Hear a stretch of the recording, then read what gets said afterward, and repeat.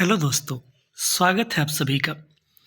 जैसा कि आप सबों को पता है कि कल सुप्रीम कोर्ट में बीएड वर्सेस डीएलएड मामले की सुनवाई हुई और इस मामले की सुनवाई के बाद लगातार तीसरे दिन ये सुनवाई थी और इसके बाद जो सुप्रीम कोर्ट है इसने अपना फैसला रिजर्व रख लिया है और सभी लोगों के मन में, खास करके बीएड के जो अभ्यर्थी हैं इनके मन में यह प्रश्न है कि बीएड का 1 to 5 में क्या होने वाला है। आज की वीडियो में हम लोग इसी बात पे चर्चा करेंगे। बहुत सारे लोग के साथ बात करने के बाद, जो कई कानूनी पक्ष के जानकार हैं उनसे भी बात करने के बाद एक निष्कर्ष पे पहुँचे हैं और उस निष्कर्ष में क्या निकल कर आता है देखिए, और आप लोग को कितना सही लगता है आप लोग भी कमेंट करके ज़रूर बताइएगा। देखिए, सर्वप्रथम आप लोग को यह बता देते हैं कि यह केवल एक सिचुएशन है। हर आदमी अपने हिसाब से सोचता है इस सिचुएशन में। अगर आप बीएड हैं तो स्वाभाविक बात है कि आप बीएड को ही शामिल करना चाहिएगा। अगर आपने डीएलएड कर लिया है तो आप चाहिएगा कि बीएड बाहर हो जाए और डीएलएड शामिल हो जाए केवल। तो यह केवल एक परिस्थिति है। इस परिस्थिति में आप अपने हिसाब से सोचते हैं, हर अभ्यर्थी अपने हिसाब से सोचता है और नीचे कमेंट सेक्शन में भी देखते हैं बीएड वाले डीएड को नहीं देखना चाहते हैं और डीएलएड वाले बीएड को नहीं देखना चाहते हैं। लेकिन इन सब के ऊपर जो कानूनी है दाव पेच है, इसके बारे में चर्चा करना है। और जो पिछले इतने दिनों से सुप्रीम कोर्ट में जो आर्गूमेंट हुआ है, ये आर्गूमेंट कहाँ तक जा रहा है और क्या क्या तर्क दिए गए हैं, इन सब चीज़ों पे हम लोग चर्चा करेंगे इस वीडियो में। सबसे पहले आप लोग को बता दें कि ये मामला सुप्रीम कोर्ट में 2021 में गया था। इससे पहले उतना पुराने में नहीं जाएंगे, लेकिन ये मूल रूप से ये मामला राजस्थान का मामला था कि राजस्थान में रीट की जो भर्ती हुई थी, इस रीट की भर्ती में बीएड को 1 to 5 में शामिल नहीं किया गया था। इसके खिलाफ राजस्थान से जो अभ्यर्थी थे, बीएड अभ्यर्थी, वो सुप्रीम कोर्ट गए थे। हालांकि सुप्रीम कोर्ट से उनको तत्काल में राहत तो नहीं मिली, लेकिन 2021 से लेकर यह मामला अभी तक खींचा हुआ, माफ़ कीजिएगा 2021 बता दिया हमने। यहाँ सुप्रीम कोर्ट में यह मामला 2022 में गया था। 2022 से यह मामला सुप्रीम कोर्ट में चल रहा था। आखिरकार सुप्रीम कोर्ट में 2023 में जो तारीख है 10, 11 और 12 जनवरी, ये 3 तारीख है। इन 3 तारीखों में सुप्रीम कोर्ट में बीएड वर्सेस डीएलएड का मामला सुना गया और अच्छी बात है कि प्रत्येक दिन लगभग 2 से ढाई घंटे ये मामला सुना गया। इस तरह से आप कह सकते हैं कि कम से कम इस मामले में 7-8 घंटे की सुनवाई हुई और कल 12 जनवरी को आखिरकार सुप्रीम कोर्ट ने इस मामले में अपना पूरा फैसला जो है वो सुरक्षित रख लिया है। अब सबसे पहले जो लोग ये नहीं समझते हैं कि फैसला सुरक्षित रखने का क्या मतलब होता है, उन लोगों को समझा दें। फैसला सुरक्षित रखने का मतलब है कि कल शाम में 4 बजे तक सुप्रीम कोर्ट की सुनवाई होती है, लेकिन 4 जब बज गए उसके बाद सुप्रीम कोर्ट ने स्पष्ट रूप से कह दिया कि अब हम इस मामले में और सुनवाई नहीं करेंगे। यानी कि जो वकील खड़े होकर कोर्ट में सुनवाई करते हैं वैसा नहीं होगा। अब दोनों पक्षों को, यानी कि बीएड के जो वकील हैं उनको और डीएलएड के जो वकील हैं इनको अपनी अपनी तरफ से लिखित में जो अपने तर्क होंगे, जो आर्गूमेंट होंगे, जो बहस उनका होगा, वो उनको सुप्रीम कोर्ट के समक्ष जमा करना है। ये जमा करने का समय उन्होंने सोमवार तक का लिया है, अगले सप्ताह में सोमवार तक का। इसी को उन्होंने रिटेन आर्गूमेंट कहा है। कहीं कहीं आप लोगों ने देखा होगा कि रिटेन आर्गूमेंट जमा करने का समय सोमवार तक लिया गया है। अब कुछ अभ्यर्थियों के मन में होगा कि रिटेन आर्गूमेंट क्यों जमा होता है।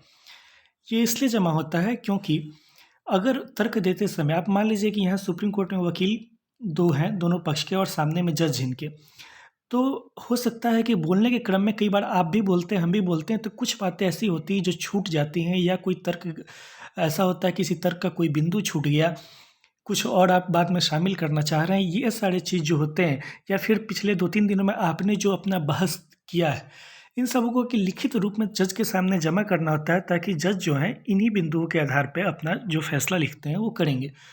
तो ये है कि फैसला सुरक्षित रख लिया गया है, यानी कि कोई अब इसमें वकील खड़े होकर बहस नहीं करेंगे। दोनों पक्षों के वकील को अपना रिटेन आर्गूमेंट जमा करना है। अब है कि जिस पर सभी लोग की निगाह है, बीएड वालों की भी निगाह है और डीएलएड की निगाह है, कि आखिरकार फैसला क्या होगा। देखिए, 3 दिन ये बहस चली है और तीनों दिनों में हमने इस बहस को मिनट दर मिनट देखा है। पता नहीं आप में से कितने जो लोग हैं या अभ्यर्थी हैं उन्होंने देखा है, लेकिन मैंने मिनट दर मिनट इस मामले को पूरा देखा है, क्योंकि मुझे व्यक्तिगत रूप से उत्सुकता थी कि आखिरकार जज क्या करना चाह रहे हैं, क्या जज के दिमाग में क्या चल रहा है। सबसे पहले बात बताते हैं कि यहाँ 2 जज थे। पहले जज जो हैं ये अनिरुद्ध बोस हैं, दूसरे जज जो हैं ये सुधांशु धूलिया है। ठीक है, तो सुधांशु धूलिया जी जो हैं इनके सामने हम लिख देते हैं एस, ताकि आप लोग को पता चलेगा कि जज क्या वहाँ पे सोच रहे थे और किस तरह के वो बिंदु रख रहे थे। और दूसरा जो है अनिरुद्ध बोस। अनिरुद्ध बोस जो जज हैं ये प्रथम दिन से, यानी कि ये जो जज हैं थोड़े उम्रदराज भी हैं और ये उतना ज़्यादा इंटरेस्ट नहीं शो कर रहे थे, क्वेश्चन बहुत ज़्यादा फ्रेम नहीं कर रहे थे दोनों पक्षों से, बीच बीच में कभी कभी कोई टिप्पणी कर दे रहे थे, लेकिन ये एक रूप से आप कह सकते हैं कि पैसिव मोड में थे या निष्क्रिय रूप में दिखाई दे रहे थे। देखिए मेंटली वो भले कैलकुलेशन कर रहे हो, लेकिन एक होता है कि बोलने के रूप में, तो बोलने के रूप में उतना नहीं कर रहे थे। लेकिन सुधांशु धूलिया जी ने, इन्होंने बीएड के पक्ष से भी और डीएड के पक्ष से भी, दोनों पक्ष से जो तर्क होते हैं, जो उनके मन में डाउट थे, क्वेश्चंस थे, वो पूछे, जिनके दोनों पक्षों के वकील को जवाब देना पड़ा। सुधांशु धूलिया जी ने एक बात शुरू से लेकर अंत तक, यानी कि पहले दिन से लेकर तीसरे दिन तक जरूर उठाया है, जो कि अंत समय तक ये बात उनके मन में रही कि डीएलएड जो है वो 1 to 5 में पढ़ाने के लिए उनकी स्पेशल ट्रेनिंग हुई है। यानी कि बीएड वालों को अगर ब्रिज कोर्स करना है 6 महीने का, आप लोगों को भी पता होगा कि बीएड को नियुक्ति के बाद 1 to 5 में 2 साल के अंदर 6 महीने का ब्रिज कोर्स करना है। तो सुधांशु धूलिया जी ये प्रश्न बार बार उठा रहे थे कि अगर ब्रिज कोर्स करना है बीएड को, इसका तो सीधा सा मतलब हो गया कि वो योग्य नहीं है, तभी आप बीएड कोर्स करवा रहे हैं, क्योंकि दोनों की बीएड और डीएलएड की पेडागोजी में अंतर है, और पेडागोजी में अंतर है, इसी अंतर को पूरा करने के लिए तो आप ब्रिज कोर्स करवा रहे हैं। यानी कि डीएलएड 1 to 5 को पढ़ाने के लिए स्पेशलाइज्ड विशेष उन्होंने प्रशिक्षण लिया है। ये बात अंत समय तक उनके मन में रही और इस बात को कोई उनके मन से निकाल नहीं पाया। बीएड के वकील ने चाहे कितना भी तर्क किया, अंत समय तक उनके मन से ये बात नहीं निकाल पाया। दूसरी तरफ डीएलएड का जो मामला था, डीएलएड की तरफ से जो वकील प्रस्तुत हुए, इसमें राजस्थान के जो एजी थे वो भी थे, इसके बाद कपिल सिब्बल भी थे। इन सबों के 2 बिंदु पर इन्होंने आर्गूमेंट किया। पहला, इन्होंने प्रयास किया कि किसी भी तरीके से यह साबित कर दिया जाए कि एनसीईटी ने केवल केंद्र सरकार के कहने पर यह नियम बना दिया, इसलिए एनसीईटी का यह नियम ही गलत है। पहला इन्होंने यह तर्क देना चाहा। दूसरा ये तर्क देना चाहा कि अगर मेरा पहला वाला बिंदु न चल पाए तो दूसरा ये बिंदु चले जाए कि मंत्री महोदय के कहने पर, मतलब कि केंद्र सरकार के शिक्षा मंत्री ने एक लेटर लिखा था एनसीईटी को, इस लेटर के आधार पर एनसीईटी ने यह नोटिफिकेशन जारी कर दिया जिसमें बीएड को 1 to 5 में योग्य बना दिया। ठीक है, तो मंत्री अपने मन से कोई स्वेच्छा से फैसला कैसे ले सकते हैं? इसके लिए कपिल सिब्बल ने अलग अलग तर्क देना शुरू कर दिया। उन्होंने इसको ये बताने का प्रयास किया कि मंत्री के द्वारा लिया गया डिसीजन पॉलिसी नहीं है, इसीलिए आप ये नहीं कह सकते कि सुप्रीम कोर्ट एक्चुअली पॉलिसी के मामले में, मतलब जहाँ सरकार कोई नीतिगत फैसला लेती है वहाँ पर हस्तक्षेप करने से सामान्य रूप में बचती है। उन्होंने ये साबित करने का प्रयास किया डीएलएड के वकील ने कि मंत्री ने अपने मन से एक लेटर निकाला, इसलिए एनसीईटी के द्वारा निकाला गया नोटिफिकेशन गलत है। लेकिन डीएलएड भी अंत समय तक इस बात से संतुष्ट नहीं कर पाया जज को कि एनसीईटी ने नियम बनाने में ये जो लेटर निकाला है, जिस लेटर के आधार पर 1 to 5 में बीएड को एलिजिबल किया है, इस लेटर को बनाने की प्रक्रिया में कुछ गड़बड़ी है। यानी कि प्रक्रिया के तहत जो होता है ना, आप भी मान लीजिए घर में खाना बनाते हैं, सब्जी बनाते हैं या कोई चावल बनाते हैं, तो एक प्रक्रिया है कि पहले आप सब्जी बनाने के लिए कढ़ाई चढ़ाएंगे, उसमें तेल डालेंगे, इतनी सी जो भी प्रक्रिया है, तो आप एक पूरी प्रक्रिया का पालन करते हैं तो सब्जी बनती है। तो उसी तरह से डीएलएड के वकील जो हैं, इन्होंने यह साबित नहीं कर पाए कि एनसीईटी ने इस प्रक्रिया के पालन में कोई गलती की है। ठीक है, जब ये इन्होंने देखा कि प्रक्रिया के पालन में हम कोई कमी नहीं निकाल पा रहे हैं, तो मंत्री को ही गलत साबित कर दो। इसके जवाब में बीएड की तरफ से जो वकील हैं पटवालिया सर, इन्होंने कल अंतिम दिन का सुनवाई था, और अंतिम दिन की सुनवाई में अंतिम 40 मिनट में धुआंधार, एक तरह से जो महेंद्र सिंह धोनी कह लीजिए आप, या अभी सूर्य कुमार यादव चल रहे हैं, तो उनके अंदाज में बैटिंग की। मुझे नहीं याद है कि मैंने कभी फिल्मों को छोड़ के इस तरह से लाइव कभी किसी वकील को सुप्रीम कोर्ट में या किसी अन्य कोर्ट में इस तरह से अपने तर्कों को देते हुए देखा होगा। आप लोग को बताएं, शायद आप में से बहुत सारे लोगों ने नहीं देखा होगा। इस 40 मिनट के आर्गूमेंट में, अगर अभी भी यूट्यूब पे उपलब्ध होगा तो आप लोग देख लीजिएगा, 40 मिनट के आर्गूमेंट में बीएड के वकील ने जज को एक भी बार बोलने नहीं दिया। यहाँ तक कि उन्होंने यह साबित कर दिया कि भारत सरकार के जो मंत्री हैं, इन्होंने जो फैसला लिया यह उनकी पॉलिसी मैटर के अंतर्गत ही है, और चूँकि सरकार पॉलिसी के अंतर्गत कोई फैसला ले सकती है, इसलिए उन्होंने कोई गलती नहीं की है एनसीईटी को निर्देश देकर, यह उन्होंने साबित कर दिया, और जज इस बात से सहमत होते हुए दिखे। एक बात स्पष्ट रूप से बता देते हैं, कल को क्या फैसला आएगा वो ना हम जानते हैं ना आप जानते हैं, क्योंकि जज जब भी असहमत होते हैं तो वहाँ पे वो कुछ बोलते हैं, जहाँ सहमत होते हैं वहाँ पे वो कुछ भी नहीं बोलते, चुपचाप वकील को आर्गूमेंट करने देते हैं। ये हम लोगों ने देखा। इस 40 मिनट में पहले तो उन्होंने कुछ बोलने नहीं दिया। दूसरा, बॉम्बे हाई कोर्ट और केरला हाई कोर्ट का जो कुछ पुराना फैसला था बीएड को लेकर, इसके बारे में भी उन्होंने कुछ तर्क दिया जिससे जज सहमत दिखे। फिर भी जब अंतिम 10 मिनट था, आप मान सकते हैं कि अंत के 10 मिनट में अब क्या हुआ, ये सबसे महत्वपूर्ण है। अंत के 10 मिनट में ये देखने को मिला कि जो जज सुधांशु धुलिया थे, उन्होंने फिर से कहा कि डीएलएड जो 1 to 5 में बढ़ाने के लिए स्पेशलाइज्ड, ठीक है, ये उन्होंने बात कही। तो एक तरह से तो ये फिर नेगेटिव बात जा रही थी, बीएड के खिलाफ जा रही थी कि आखिरकार इतना सब कुछ समझाने के बावजूद आप अपने मन में एक रट लगा चुके हैं कि डीएलएड स्पेशलाइज्ड है 1 to 5 को पढ़ाने के लिए, तो इसी बात को उन्होंने अंत में कहा। लेकिन यहीं पे जज खुद अपनी बातों में फंस गए और उनको बीएड के वकील ने कैसे फंसा लिया सो देखिए। जैसे ही जज ने कहा कि डीएलएड 1 to 5 में पढ़ाने के लिए स्पेशलाइज्ड है, वहाँ पे बीएड के वकील ने यह कह दिया कि बीएड भी जो है, ये डीएलएड को भी जो है मौका प्राइमरी के साथ साथ अपर प्राइमरी में भी मिलता है। यहाँ पे जज साहब ने कहा कि 6 to 8 अपर प्राइमरी है, यानी कि जज साहब खुद अपने मुंह से कह रहे हैं, आप उस वीडियो को देखिएगा, जो सही भी है, जज साहब ने गलत नहीं कहा है कि वहाँ पे अपने मुंह से कह रहे हैं कि 6 to 8 को आपको अपर प्राइमरी मानना चाहिए। बीएड के वकील ने कहा ठीक है, बहुत अच्छी बात है कि आप 6 to 8 को अपर प्राइमरी मान रहे हैं, लेकिन इसके साथ ही जब आप 6 to 8 को अपर प्राइमरी मान रहे हैं तो अपर प्राइमरी में बीएड हमेशा से ही था। इसके लिए उन्होंने जज के सामने प्रूफ निकाल के रख दिया। उन्होंने साल दर साल, बहुत मेरा ख्याल है कम से कम 20 साल पुराना प्रूफ भी उन्होंने दिया, 2010 का भी प्रूफ दिया, कि जिसमें जज को उन्होंने चौंकाया। जज को पहली बार कल पता चला, आप लोग अगर देख रहे हैं, आप लोग तो अभ्यर्थी हैं तो आपको बहुत अच्छे से पता होगा, लेकिन जज महोदय को पहली बार पता चला कि बीएड 6 to 8 में हमेशा से था। इस बात पे जज बहुत ज़्यादा चौंके। उस वीडियो में देखिएगा कि उन्होंने आश्चर्य जाहिर किया है कि मुझे तो पता ही नहीं था कि बीएड 6 to 8 में हमेशा से था। यानी कि जज अपनी बात में कैसे खुद फंस गए कि चूंकि जज ने कुछ देर पहले ही, उसी वीडियो में लगभग 10 मिनट पहले ही उन्होंने स्वीकार किया था कि 6 to 8 तो अपर प्राइमरी है, और बाद में बीएड के वकील ने उनके ही मुंह से स्वीकार करवा दिया कि 6 to 8 अगर अपर प्राइमरी है तो अपर प्राइमरी में तो बीएड हमेशा से है, बिना किसी ब्रिज कोर्स की सहायता के है। ठीक है, ये तो एक बात हुई।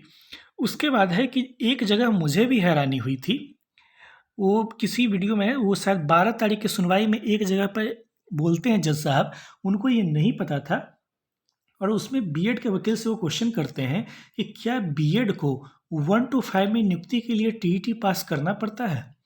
तो वहाँ पे बीएड का वकील ने कहा कि हाँ, बीएड को भी टीईटी पास करना पड़ता है। आप लोग तो देते हैं, इसलिए आप लोग को पता होगा कि बीएड को भी सीटेट पास करके ही जाते हैं, ऐसा तो कोई अंतर है नहीं। ठीक है, तो ये सारी बातें हुई। इसके साथ ही कंक्लूजन हुआ और रिटन आर्गूमेंट जमा करने के लिए दोनों पक्षों को कह दिया गया।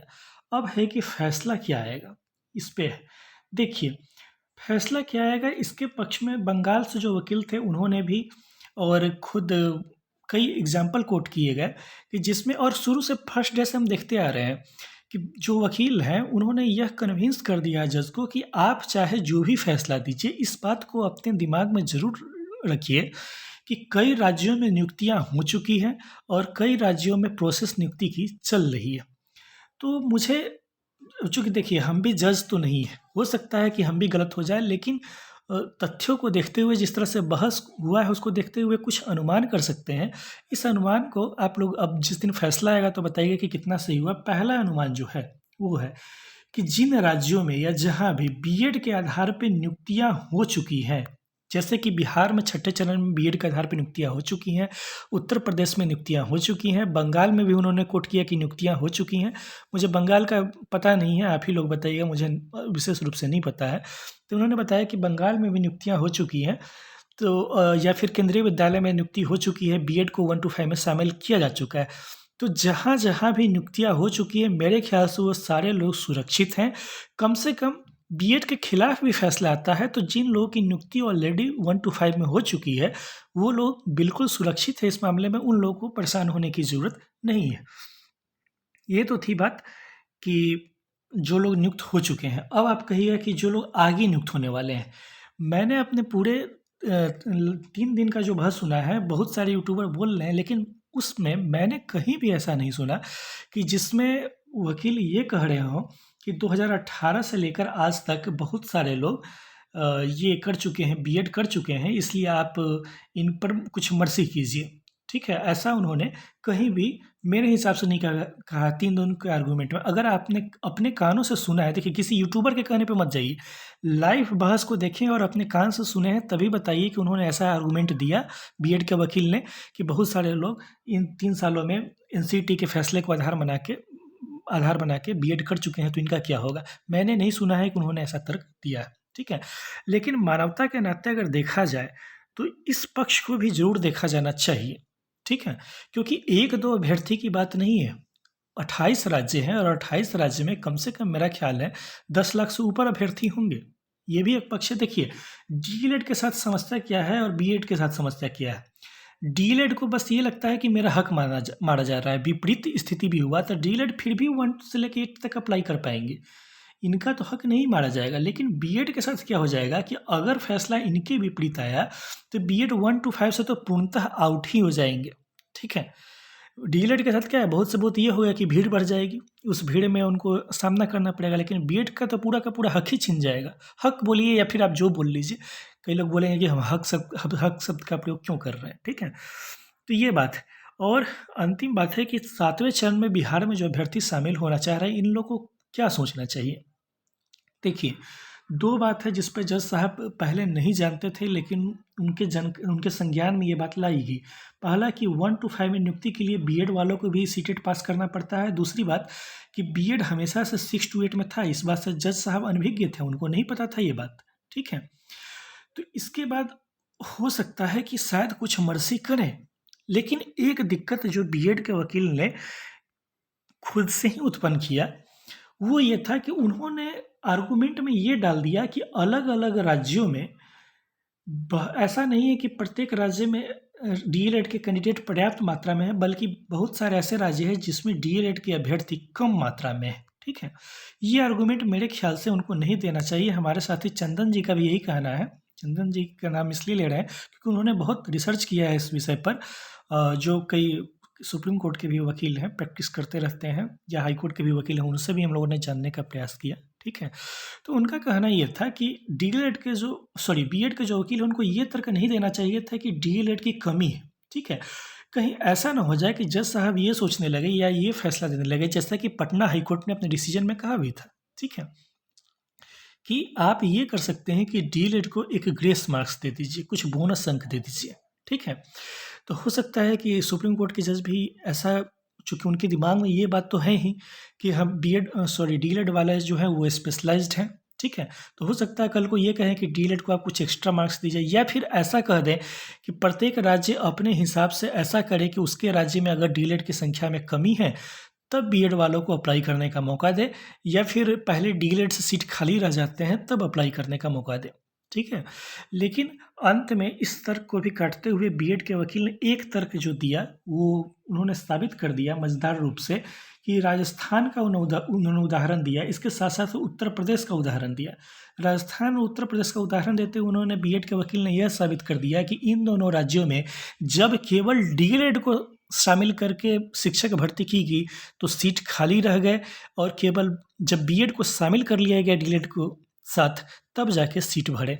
जज साहब को कई बिंदु पर मुझे लगा कि जज साहब को बिल्कुल अनभिज्ञ हैं। जितना एक बेसिक शिक्षक अभ्यर्थी जानता है कि पूरा प्रोसेस क्या है, वो इस बात को नहीं समझ पा रहे थे। स्वाभाविक भी है, क्योंकि वो इस प्रोसेस से जुड़े हुए नहीं हैं। वो ये नहीं समझ पा रहे थे कि बीएड वालों को 1 to 5 में सीटेट वगैरह देना पड़ता है। इस सब बातों को वो नहीं जान रहे थे। ठीक है? इसी तरह से उन्होंने पूछा कि अच्छा ये बताइए कि टीईटी वाला फ़ॉर्मूला क्या है? कि आप कहते हैं कि एक तरफ कहते हैं कि अभ्यर्थियों की कमी है। ठीक है? तो फिर टीईटी को आप इससे कैसे जोड़ रहे हैं? तो वहाँ उन्होंने बीएड के वकील ने यह साबित किया कि ऐसा नहीं है कि जो लोग डीएलएड की ट्रेनिंग कर लिए वो डायरेक्ट नियुक्ति के पात्र हो जाते हैं, बल्कि उनको भी टीईटी की परीक्षा पास करनी पड़ती है, जो कि केंद्र में सीटीएट कहलाती है। ठीक है? और सीटेट का पास परसेंटेज क्या है? 6% से लेकर 16% तक। ठीक है? 6% से 16% ही लोग पास कर पाते हैं। तो ये सारे तर्क उन्होंने दिए। 7वें चरण के अभ्यर्थी को के लिए बस राहत की बात फ़िलहाल यही है कि कल आपके वकील ने सुप्रीम कोर्ट में बीएड के पक्ष से धुआंधार जो बैटिंग की है वही है। अब देखिए कि आगे क्या फैसला निकल के आता है। मेरा ख्याल है कि इस महीने के आखिरी तक सुप्रीम कोर्ट से बीएड वर्सेस डीएलएड का फैसला निकल कर चला आएगा और जो भी हो दोनों ही अभ्यर्थी के लिए, चाहे वह बीएड के अभ्यर्थी हो या डीएलएड के अभ्यर्थी हो, दोनों के लिए सुकून भरी बात होगी, क्योंकि बहुत दिनों से ये मामला चला आ रहा था और आखिरकार जो भी निर्णय आए अंत हो बस इस मामले का, यही कहना चाहते हैं। अगर विश्लेषण पसंद आया हो तो हमारे चैनल को सब्सक्राइब कीजिए। वीडियो को लाइक करना आप लोग भूल जाते हैं, वीडियो को भी लाइक जरूर कर लीजिए।